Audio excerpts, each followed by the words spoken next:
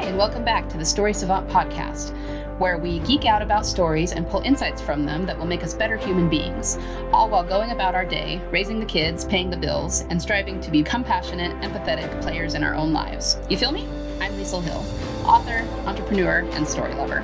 I believe consuming stories in any form encourages Christian values, increases spirituality, and helps us develop a more transcendent, godlike understanding of the world around us, the universe at large, and God's plan for us in it. Come join me. Let's talk stories. Hello there, Story Savants. How's everyone doing today? I am excited today to talk about the 5 reasons human beings desperately need stories in their lives. So this is going to be a discussion about how they affect us and what they teach us and why we so desperately need them. So come along with me. It's going to be an interesting discussion. Break for the intro. Okay.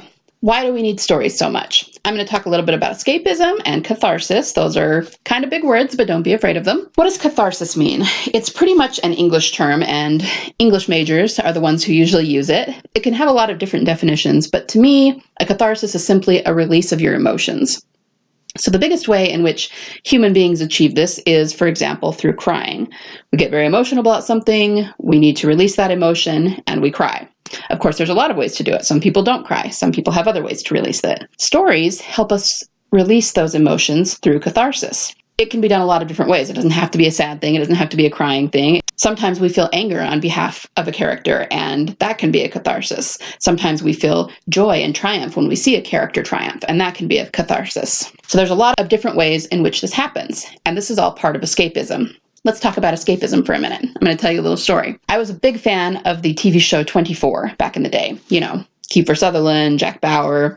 I really loved it. It was super addicting, and it was just fun to watch. It had a lot of fun drama. They did a really excellent job with characterization in that show, such that if you watched just a couple of episodes, you had all of the characters pegged, and you just loved them and wanted to follow them. But I remember reading an article, and this was years ago when the show was still on, so it was probably before the rise of digital media, and I think I was reading it in an actual print magazine. And it was basically bashing 24, saying that it was a terrible show and it didn't know why it had so many viewers because it was just pure escapism. And I remember reading that and kind of chuckling and going, well, yeah, of course it is.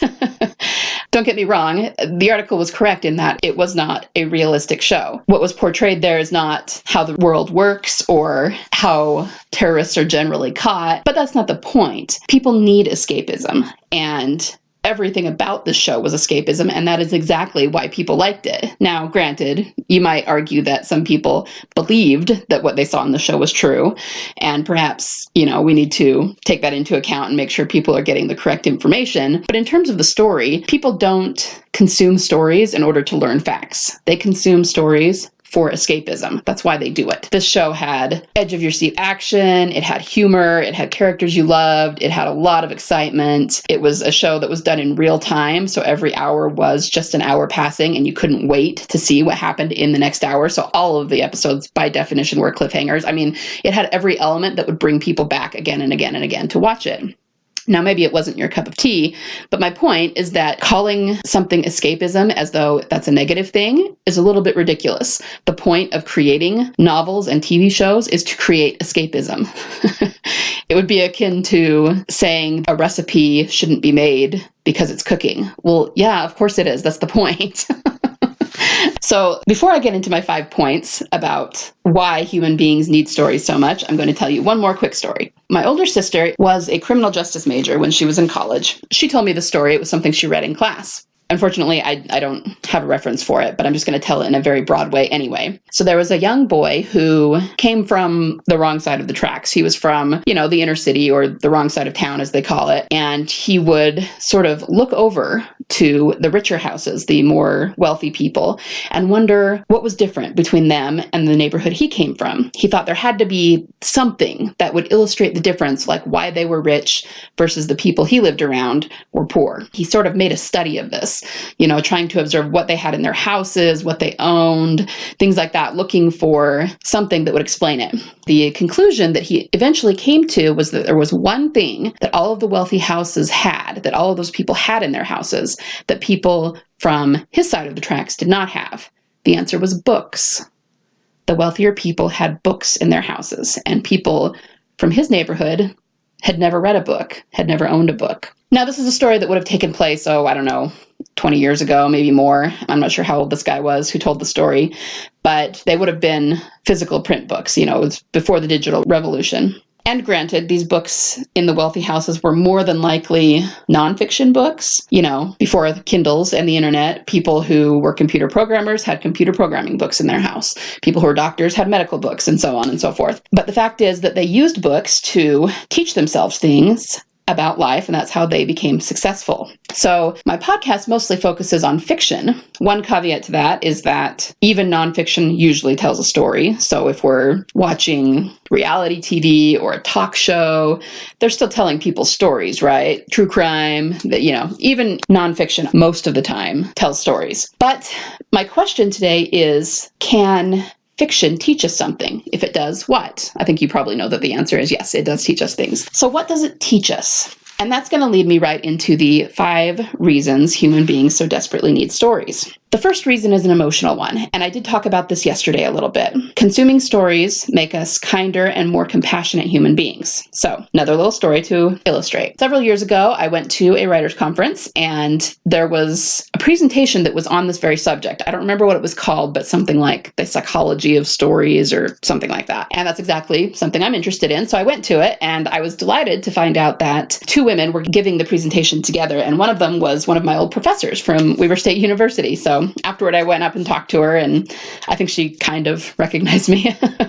But anyway, back to the point. Their presentation talked about how with the technology we have these days, because we are kind of on the cusp of technology that is Star Trekian in nature, totally a word, we can measure the brain and what part of the brain lights up when it is stimulated in various ways. So what they found is that she was specifically talking about reading books, people who read fiction are much, much more empathetic with their fellow human beings than people who don't. Now, this does extend to all ways that you might consume a story. So yes, it is true that people who watch Netflix are more compassionate than people who don't.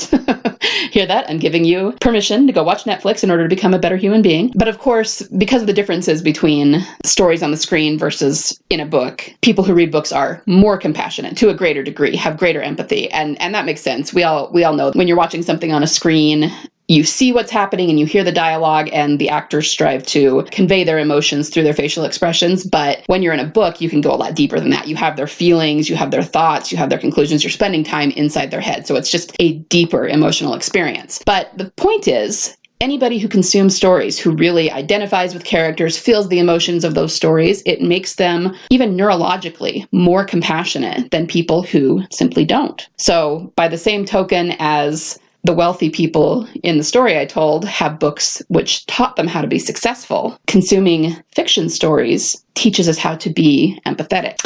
And like any other skill, feeling emotion is something we need to practice. If we don't practice feeling emotion, don't practice acting on that emotion, we're never going to be good at it. Consuming stories gives us practice doing that. And this is true of any genre. It always helps us to feel emotions. Thrillers produce adrenaline and get us really excited about life.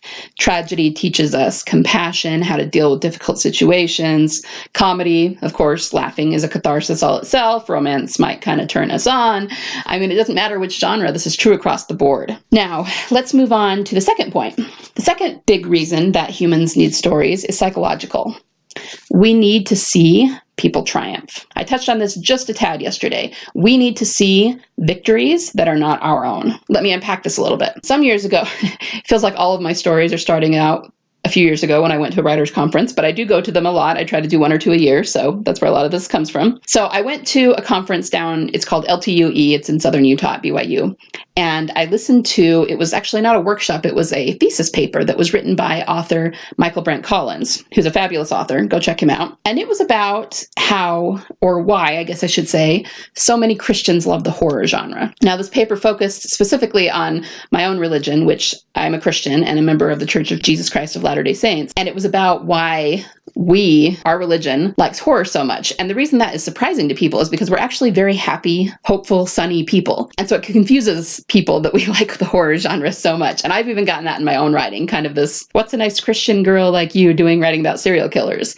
And sometimes it's hard to come up with an answer. I don't know. They fascinate me, not in a creepy way. I just do. I like them and they're interesting. And so that's part of the reason I wanted to listen to his paper, because he basically did an academic paper about why this is the case. And I'm not going to go into all of the nuances of it, of course, but the basic conclusion is this: the horror genre gets into really dark, gritty territory, right? So whether it's middle grade like Goosebumps all the way up to Stephen King or The Walking Dead or slasher movies, we're dealing with really terrifying stuff, really dark stuff, being afraid, violence, stuff like that. And the farther you slide into darkness, the farther back you have to come in order to achieve redemption, right? The path is going to be longer because it got so dark. And that actually is at the root of why we like it so much. All Christians believe in redemption, right? We believe in the atonement, things like that. But we're not the only ones who believe in those things. Plenty of other religions also have redemption stories that are built into their dogma. We as human beings need to believe in redemption because at its core, redemption is about hope.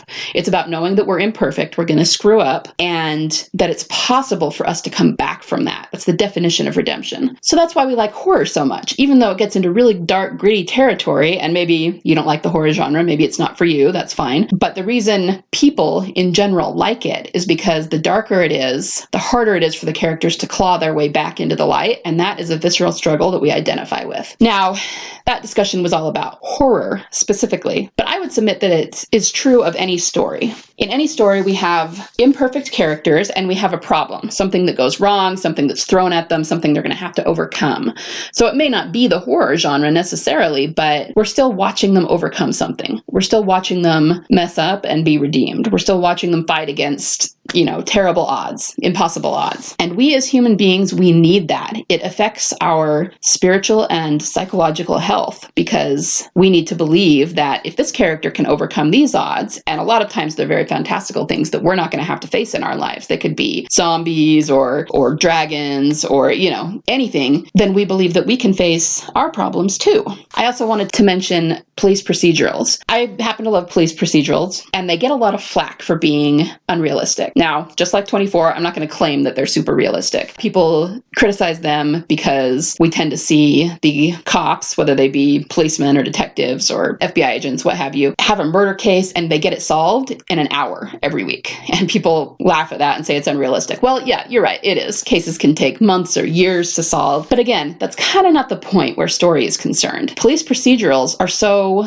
successful and so addictive because in an hour's time, we see them face a problem with really high stakes, really dark stakes, because they're up against a murder, right? It doesn't really get any higher than that. And by the end of the episode, a lot of things happen. There tends to be a lot of tragedy. There tends to be some adrenaline. If there's a police chase, we see the characters going through all these things. But by the end, they triumph. And it is a very classic triumphing of good over evil. And that's something that we need in our lives. We need to see that. We need to experience that. Yes, we do get a little addicted to that, which isn't always a good thing. But there's a reason that those types of shows or books are so successful. People really, really identify with them and even need that sort of thing in their life in order to face their own demons. Which brings me to our third reason why we need stories so much, and that is that we need to escape our lives sometimes. Now, that may seem like that's what I'm talking about in general anyway, but what I mean specifically is that as much as we may love our lives, sometimes we just need to step out of them. It could be because we don't love our lives, we need to step away because it's boring or stressful or traumatic, or maybe none of those things apply, but we just want to do something different. And this is true of all things. As much as I love writing, I couldn't do it 20 hours a day, 7 days a week. I would get burnt out. Your favorite activity in the world may be something like surfing, but could you do that 24/7, 365? No. You go do it, you have a good time, and then you go do something else. And escapism is just a natural way for us to do that. We kind of step out of our own lives for a short amount of time, step into someone else's life, into the character's head, and we see them triumph, we see them gain some sort of victory, we feel an emotional catharsis through their story, and then we come back to our own lives and we're refreshed and we're ready to take on our own challenges. Moderation in all things, but escapism is an essential part of who we are. It is needed desperately for our own sanity in our lives. The fourth reason we need stories so much, this may seem a little bit on the ridiculous side, but I decided to include it anyway because I truly believe that it's true to an extent, and that is that even fictional stories can prepare us for real life situations. For example, I told you that I liked police procedurals. I also like true crime a lot. I watch a lot of true crime like the ID channel and true crime documentaries and that sort of thing. And when you're watching true crime, you kind of can't help but put yourself in the victim's place or possibly in the policeman's place or the family member's place. So you end up sitting there watching it going, okay, so if I ever ended up in some creep's trunk, and then you figure out exactly what you would do, as soon as he opens the trunk, I'm going to fight like crazy. I'm going to kick him where it's going to hurt him most. And, you go on and on and on. Now, of course, we tend to be very cavalier about this sort of thing. It's easy enough to think that sort of thing when we're at home feeling super safe in our, own homes. We're not taking into account fear. We're not taking into account fight or flight. We're not taking into account, sometimes the physicality of things. Most women would like to think they could get away, but depending on how big this guy is, how prepared he is, could we really? I mean, of course, there's things that we can't necessarily be prepared for. But all of that said, it's also true that anything you prepare for in your mind, you're more likely to be able to handle it when it happens. It's exactly the same as when you see campaigns that say you need to talk to your kids about drinking, you need to talk to your kids about drugs. Of course, you can't control every situation, and ultimately, the decision will be theirs. Parents who talk to their kids about it beforehand and sit down and tell them what they expect and what they want them to do, kids are more likely to make a correct choice in those situations. It's the same thing here. That's all I'm saying. If you've thought about it beforehand, you're more likely to be able to handle the situation logically, which means you're more likely to be able to get through it. So if I were ever jumped by someone who was looking to do bad things to me, yeah, it's possible that I still, no matter what, wouldn't be able to get out of it, but I certainly am going to have a much better chance if I've thought about beforehand what I might do, if I can tell myself to think logically, rather than just sitting there and screaming and not knowing what to do, right? So in that way, I think that stories can prepare us for real life situations. Another example I like to use is The Walking Dead. I'm sure you're shocked. You know that I love that. One problem I have with dystopians in terms of reality, and understand that I'm not bashing dystopians. I have a dystopian series that I'm writing. But one thing that they do a lot is they have a single post-apocalyptic event that tends to completely decimate the population. And while I think there's some reality in that, I don't think that the population would be decimated quite to the extent that they always put into the story. So I can see something like a virus, be it a zombie virus or something else, definitely taking down the population. But I think it would be a little like the medieval plague. It would cut the population by a half or 2/3. But there are 7 million people on the planet, and a great many of them are extremely intelligent. We have the internet to help us prepare. So while I think the population, if that happened, again, we're talking if that happened, would be decimated, I don't think it would be a matter of having 25 people left on the earth. I think not just hundreds or thousands, I think millions would survive. It would just be significantly fewer millions than what we have now. But a part of the reason for that survival is exactly dystopian apocalyptic stories, right? Because we watch these things, because we read about them, because it causes people to become prepared and to know what they would do in that situation. And I mean, I get that a more decimated population makes for a better story. So, hey, I'm all for that. But in terms of reality, these things prepare us to the extent that I think a lot more people would survive than is generally given credit for in those stories. Okay, finally, let's get to the fifth and final reason that we need stories so much. They teach us critical thinking. This is a little bit more cerebral, but have you ever noticed when you watch a story or read a story that you'll see something, a tiny detail, and you instantly just know that that's going to be important in the story later on? Well, that's because you're used to watching stories. You're used to, for example, watching movies and knowing that the filmmakers only put in things that are going to be super important. So let me give you an example. Old movie, What Lies Beneath, horror movie, Michelle Pfeiffer, Harrison Ford, really great movie. There's a part in the first, I don't know, third of the movie where she goes to visit her husband at work and they're experimenting with an anesthetic and they're like experimenting on lab rats. And they talk about how it doesn't hurt the rat and it doesn't even actually knock them unconscious, but it renders them completely numb so they can't move for a certain amount of time. Now, at the time, that didn't seem to have anything at all to do with the story, but it was kind of a detail she just kind of heard in passing when she went through her husband's lab. And I remember thinking that was going to end up being important in the story. And then talking to my family members afterward, remember, we always sit around and discuss. Everyone said that, yeah, I knew that was going to come back in. I knew that was going to be part of the story. And it was because it seemed like such a random detail, but we knew that they wouldn't put that in unless it was important. And sure enough, it came up near the climax of the story in a big way. So what's that got to do with critical thinking? My point is that people who watch stories learn to consider the story as a whole. They learn to look at every part of it and what it means. It teaches critical thinking skills. It teaches resourcefulness, it teaches problem solving, and it teaches to see the big picture, which is a skill in and of itself, rather than just reacting in the moment. Those are all really important skills for success and survival in day-to-day life, and people who consume stories have them to a greater degree than people who don't. After all 5 points, let's come back to my question, which was, can fiction teach us something, and what? The answer, of course, is yes. It teaches us a lot of things. It teaches us to be kind. It teaches us to be humane and have compassion. It teaches us to be prepared. It teaches us to have hope in victory. It teaches us to think ahead and see the big picture. All of these are skills that only people who consume stories have in abundance. And of course, it's important to note that most people don't think about these things consciously as they're watching stories. Writers probably do. I certainly do. But most people aren't watching the latest Avengers movie going, how is this going to affect my spirituality in the long term? No, they don't do that at all. They're there for the very pretty actors and the explosions and the excitement and the superpowers. But anything that we feel or learn that is emotional, that is not learning of the mind. That is learning of the soul. So stories teach us values and qualities that enrich our lives and make us better human beings and help us to become the people God wants us to be. That is all soul learning. So I'm going to wrap this up for today. I hope you enjoyed the 5 reasons human beings need stories. A little note on next time. We are going to get into actually deconstructing stories. Again, don't let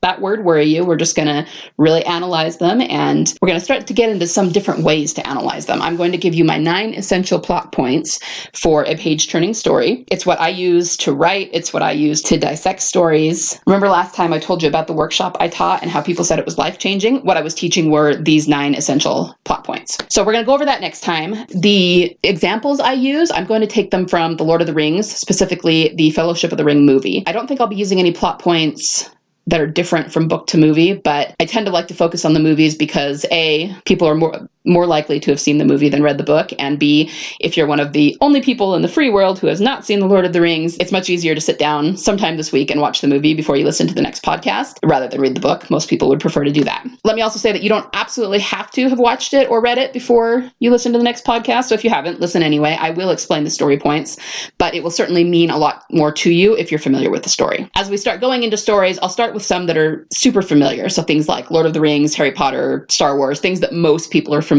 with, and I will try to give you notice ahead of time of what we'll be talking about. So yeah, that's all I've got for today. We will dissect Frodo's journey next time. Can't wait. Thanks for joining me today. You can find all my fiction on my website at authorlkhill.com/books. If you found value in anything you heard today, do me a favor and go leave me a review on iTunes. It's the best and easiest way that you can thank me and help others to find and be inspired by these same concepts. Together, we can lift each other, through our stories, to new heights of understanding and compassion for our fellow man, and gain an eternal, godlike perspective on our own spirituality. So go consume some stories today. I give you permission.